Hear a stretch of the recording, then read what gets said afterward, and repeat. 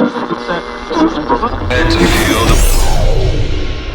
everyone, welcome along to Chargers TV, our final show for the regular season and the penultimate round coming up in the Coels Express NBL1 South season. Riggs, Justin Bryan alongside you here. JB, what a big week it's going to be in Tasmanian basketball with the local derby returning back on Friday night. Yeah, it's going to be massive, Ronnie. A lot of implication for the men's team in particular, multitude of ways. In fact, we're fresh off the line with one Ace Stewart. Absolutely, who we was are. Discussing a multitude of options there for our men's team with a chance to make finals. For our women, unfortunately not going to make it, but still a lot of pride on the line, taking on Launceston, particularly after the absolute, best way to describe it, drubbing that they suffered back in round one. So a lot to play for both teams, absolutely. Absolutely, and we might bring out the trophy too for the women's game too on set. That's just around the corner from us. We may just bring that item in.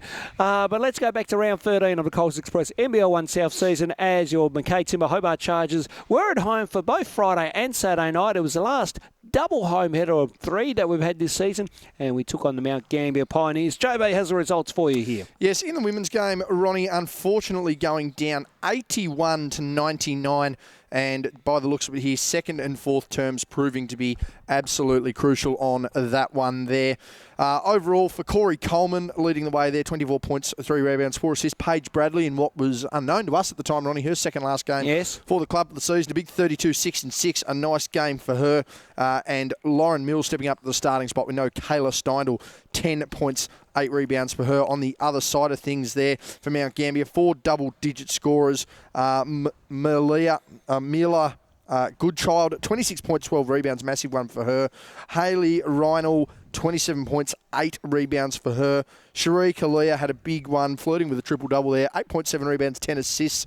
Cassandra Bros, the last name there, has checked out on me there. 15 points, 8 rebounds, 4 assists. And Imogen Rock, 14 points and 5 rebounds there. Just quickly in the women's game, Ronnie, you were there. Chris Simons on the call. Of course, you'd see in the outline here, second term going down, big margin, 29-15 the second term, going down by 7, 23 and 16. Just feels as though, just to end both halves really, and certainly going into the closing stages of the main breaks, that the side just wasn't really able to pick up their legs, wasn't able to run out the game. Yeah, absolutely. We mentioned on the broadcast, myself and Chris kind of, talked about once Mount Gambier got that kind of 10, 8-point buffer, they really couldn't get over that hump, so to speak. They do a pretty good job of making around Mount Gambier, call time out, and Mount Gambier extended back out the lead. And, it was a tough night all around. I don't think having Kayla Steindl Friday night was very costly in that remark. Coleman, Bradley had to do a fair bit of the work. Mills probably should have got a lot of more court time really just to help with that height factor out on the floor.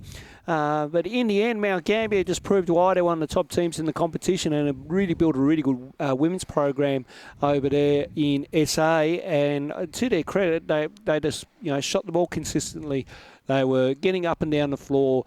They were making shots when needed. They weathered Hobart Storm, and they certainly made a good game, but as well too. So full credit to Mount Gambier. But for Hobart, really licking their wounds on that one. And then, of course, we go into Saturday night's game where they probably did a much better performance overall. And I think, a bigger crowd and a stronger crowd, it did help that. Absolutely. Final score in that one there. 10-point margin there to the Keilor Thunder, and was just a more consistent game for Keilor across the way there. Of course, a tight second and third period there, and even tried to really chase things up there in the fourth quarter, but it was that opening period, Keilor, 24-18, getting the job done there. In her final game for the club, Paige Bradley, 16 points, 2 rebounds, 5 assists and 2 steals. Corey Coleman, 14 points, 6 rebounds there, and Kayla Steindl back into the team with 18 points and 11 rebounds. But on the other side of things there, Anna Selfane, 14 points, 8 rebounds, had a really good game. We spoke to her post-game, but leading the way, Yuna Umazawa dominating the game. My word, 28 points, 8 rebounds there, the only 2 double-digit scorers for the Keilor Thunder, and they were just knocking things left, right and centre, particularly inside, Ronnie. 51.2% from inside the arc, 35 rebounds total. 35 rebounds to, let me just double check, I got that one right there. 35 defensive rebounds to 26 defensive rebounds, out-rebounded Hobart there by 10 on the glass. There were clearly some signs there that Hobart were going to break through and going to get into things. Just really felt, though, that, the outside shooting there and the pace that was controlled by Keilor, particularly through Selfane, was really key. But on top of that as well, Kayla Steinel, she's been in and out of the lineup the last couple of weeks with things going on. But Umazawa really just, getting out and running the floor is something that Hobart haven't seen a lot of this season, but it's something that when opposition teams have done it, have capitalised on. And she had 28 points. She clearly was the difference in this one. Oh, absolutely, JB. And I thought, she played a really good game along with Selfane, who really contributed as well. The crowd really got involved, which was really great to see. Really great to see the Grenadiers Basketball Club out there. I think along with some other people from some other clubs. Domino's was there as well. An apology, by the way, briefly over to Domino's there. We weren't actually aware that the Domino's Club were in. We were obviously aware that Glenorchy were in, but no, it was good to see Glenorchy. Oh, sorry, not Glenorchy, Grenadiers. Glenorchy are in this Friday night, JB, along with Hobart Phoenix. We'll touch on that later. But the Grenadiers and Domino's both in. Really loud crowd, around 100, 150 across both clubs in Ronnie supporting, and they saw a really good game of basketball, particularly in that women's game. Oh, they did. And the women's really pushed. Again, it was that kind of that buffer. They just couldn't seem to. They got it back within single digits, and then Keilor, to their credit, just. They use the crowd to their advantage. It's usually rare for away teams to go, all right, let's energise or focus our energy on that away crowd. Yeah, Selfane spoke about that post-game. Yeah, she did. Focus that home crowd. Bring the energy to them. Bring the energy to them.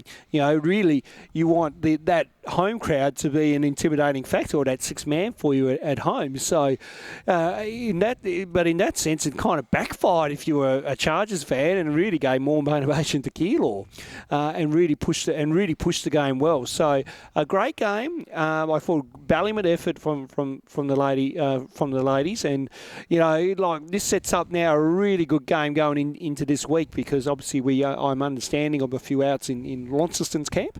Let alone our camp. So this is so it sets up for a really good matchup Friday night. And we mentioned that the outs amongst both squads. Obviously, the talking point during the week for us, Ronnie, has been Paige Bradley, who has gone from the club for this season. Yes. Headed over to New Zealand in what I understand to be basically a revamping of the New Zealand Women's National League. So good to see Paige heading over there. She's been here now for 2 years, Ronnie, and she's been an integral part of the redevelopment of the women's program and the steps they've taken to, hopefully next year again continue to grow and continue to push finals. I'd love to see her back. I'm a huge fan of Paige and what she's done with the club. I feel like she's Kathleen Shearer 2.0, basically. She's a good role model for the young girls here in Hobart. She plays with a lot of heart and desire, and is a great knockdown shooter, and really can get to the rim. I'd love to see her back. I'm hoping Dwayne Davey does a hell of a task in the off-season to make sure we get her back. Obviously, though, the first step of all this will be reappointment of coaches, and again, that would be an interesting off-season coming up after we've done on the weekend. So, but personally, would love to see her back. She's been a great asset to the club. She's been really great to us. She gives us a bit of her time as well too. She's fantastic, a great person to be around with, and we can only wish her the best in this new New Zealand competition as revamping over there. I think that's fantastic that New Zealand are trying to revive their women's national competition. I think that's a really good step forward, heading into the right direction, not only internationally but globally as well too. So really fantastic as the boys head on out there. We'll give them a quick shout out. Thanks, fellas. I have no idea who they are, but good on you. And shooting hoops, that's the main thing. That's the way. Great to be here at Swisher Hoops Academy once again, where everyone and anyone comes past us and was wondering what we're doing. We're recording Chargers TV, of course. But yeah, look, Paige Bradley is a huge out for Friday. I'm understanding of Keely Froning out still with injury for Launceston. Charlie Kay has just headed off to the States for college. Yep. So best of luck to Charlie, and all the best in your new chapter. And I believe, and of course, Macy Crawford is with the NBA Global Academy at the moment. So that's three key outs there for Launceston, which I think kind of brings the game back to kind of even Stevens, so to speak. So when we look at Friday's matchup, really, Steinel's going to be pivotal. Coleman has to, once she's got the hot hand, she's really hard to stop. I mean, we've seen that over the weekend, and especially on Friday night when she got on that hot patch in the third quarter, we've got myself and Chris Simon. She's as good as any guard in the league. Absolutely. Give her the ball. Keep going to her until she doesn't miss a shot.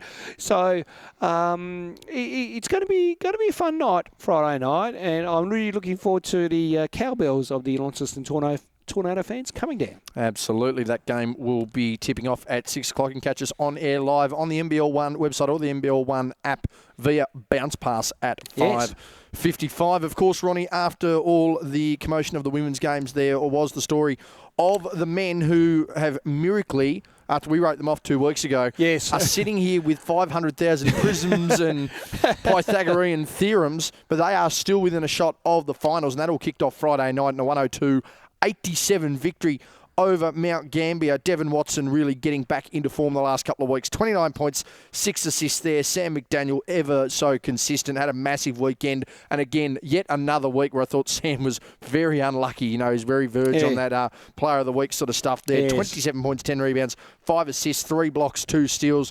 Ever consistent Jared Bairstow, 13 rebounds, 7 assists. Zach White, 12 points, 3 rebounds. On the other side of things for Mount Gambier, Jacob Limpkin had a massive game, 31 and 13 for the opposition. Nick Marshall, 18 and 3. Dylan Marshall, 14 and 3. And Ronnie, it's fair to say that the momentum of this game all kicked off in the first term. 37 points. Devon Watson had a massive game overall for himself, but the team shooting around 38% from the line. A massive opening stanza, one of the biggest opening stanzas we've ever had as a club in general. Yeah, probably not the first time, probably since 2021 when we had a very Mines, when we pretty much had an all-star side really in that venture. Great start by Hobart in that first quarter. Really set the tone. Second quarter, really good start. Third quarter, again, really good. Last quarter, I think Stewie probably put on the youngsters a little bit too early because Mount Gambier started to make a bit of a run there in that fourth quarter, and then outscored the Chargers by 4 in that quarter, 24-20.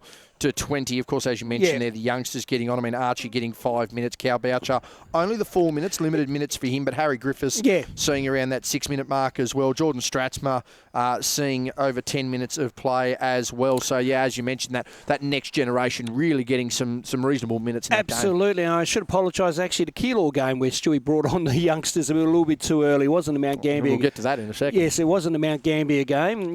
Again, I thought they controlled it from start to O and did a really good job. Mount Gambier didn't look like they were there. It seemed like a team that was really tired coming off the plane, and I thought Nick Marshall had a really good game. Limpkin, as you mentioned, I thought was dominant. Dylan Marshall, so obviously the Marshall boys done a very good job of combining there for points, 32 points in total combined. It was good to see patches of Nick Marshall come back from injury and playing well. Certainly he can go up another notch over obviously this week in the final round, and then obviously in the final series, look out. But for the Chargers, again, good, a valiant effort. They're doing well without Mike Carino, who hasn't suited up now for the last few games. So obviously they feel comfortable back in that rotation of when they didn't have Carino. Looking at that game, and we mentioned in last week's show, they have to win all 3. Well, they've just won the first 2. So they've done a good job. There's one more piece to the equation. There is, which we'll touch on very shortly after the Keilor wrap-up, where I should mention in the Keilor game, that's where Stewie put his youngsters on a little bit too early, and then Keilor made a bit of a run at the end there to make it a little bit interesting, and then Stewie had to kind of bring on a couple others to close that game out. Absolutely. Final score is 97-89 margin, around that 20 points at one stage. Yeah, one stage, there. As we mentioned, I mean, the big run coming in the second and third terms, outscoring them by 7 in the second and outscoring them by 13 in the third. So really erasing that single-digit difference there at quarter time. And then, as you mentioned, Ronnie, in the last quarter, 28-17, outscoring them by 9 there. Devon Watson, Mr. Consistent, again, 20.6 rebounds, 5 assists. He's had a really strong finish to the season since the break, since the Ringwood game there. Jacob Richards providing highlights on and off the court on Saturday night. 25.7 rebounds. You owe us a dunk, allegedly, Jacob. Yes, you do. We'll plug that little clip in there where we can.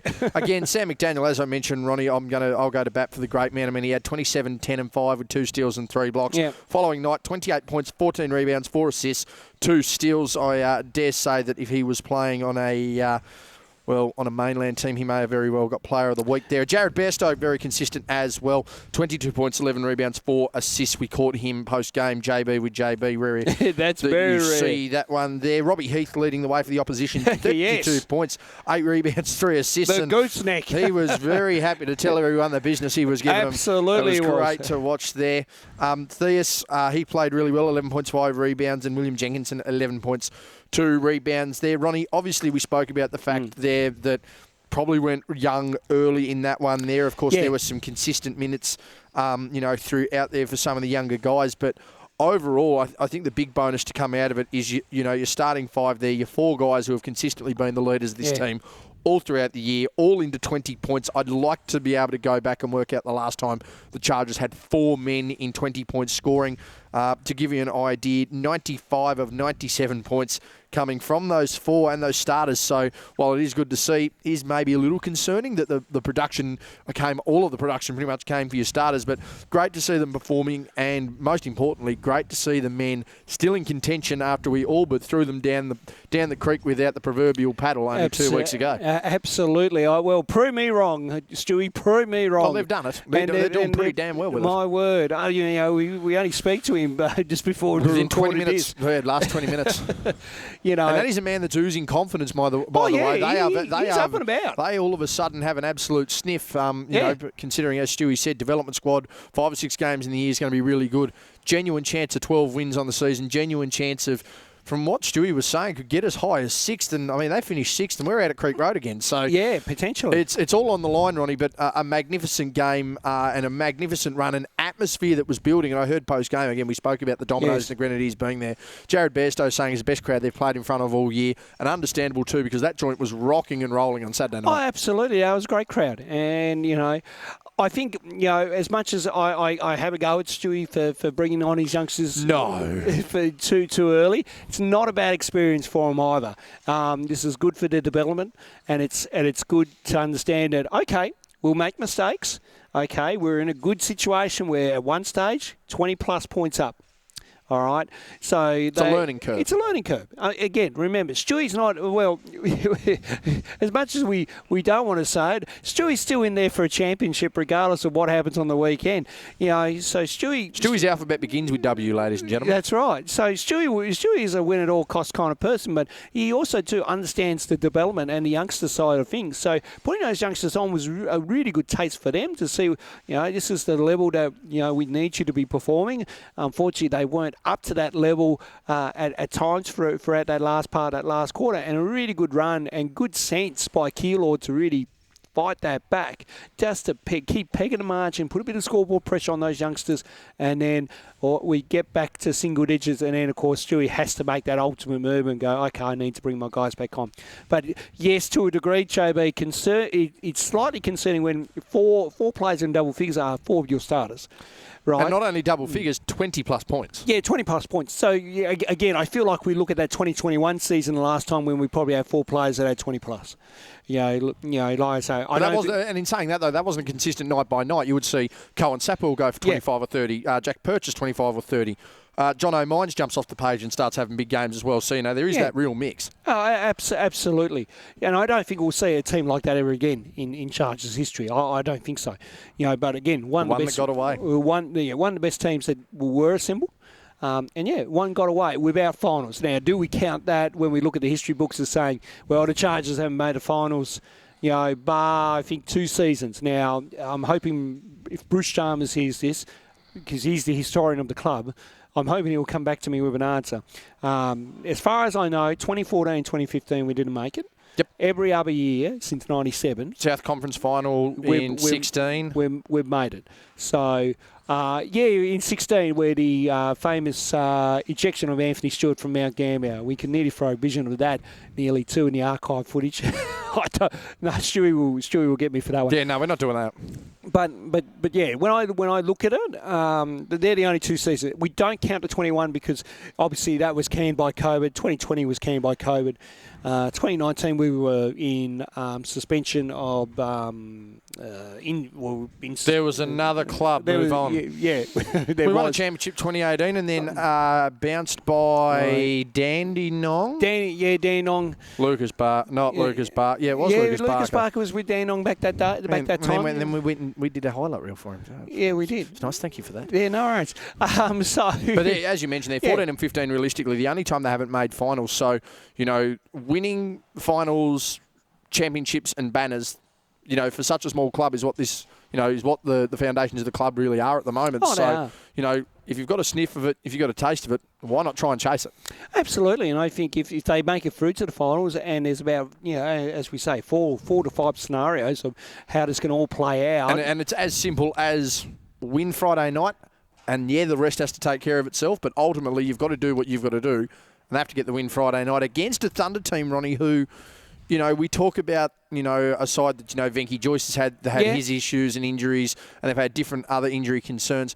This is a Thunder side that would also be wary of that, not only as a derby, but they're like, there's no other party they'd rather spoil than the Hobart Chargers and the Thunder. They were a pretty good unit. Granted, again, Venky Joyce was a part of them, but yep. I mean, they haven't been by any means a slouch team themselves.